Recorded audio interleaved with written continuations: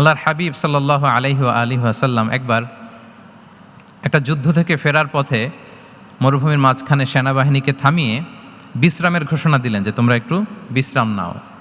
তো উনি একটা গাছের নিচে বিশ্রামের জন্য গেলেন এবং সেখানে গাছের ডালে ওনার তলোয়ারটা ঝুলিয়ে রাখলেন, ঝুলিয়ে বিশ্রাম নিতে লাগলেন, ঘুমিয়ে পড়লেন। হঠাৎ এক বেদুইন এসে রাসূল সাল্লাল্লাহু আলাইহি ওয়াসাল্লামের এই কোষবদ্ধ তলোয়ারটা কোষমুক্ত করে এরকম হাতে নিল। রাসূল সাল্লাল্লাহু আলাইহি ওয়াসাল্লাম ঘুম থেকে জেগে উঠলেন।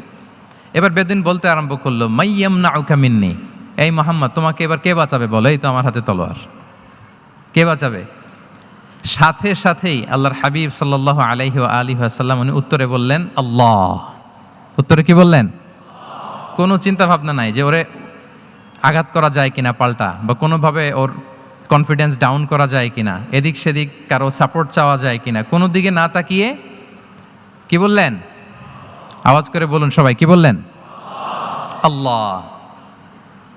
তাহলে এই যে this is the powerful example of god centric mindset.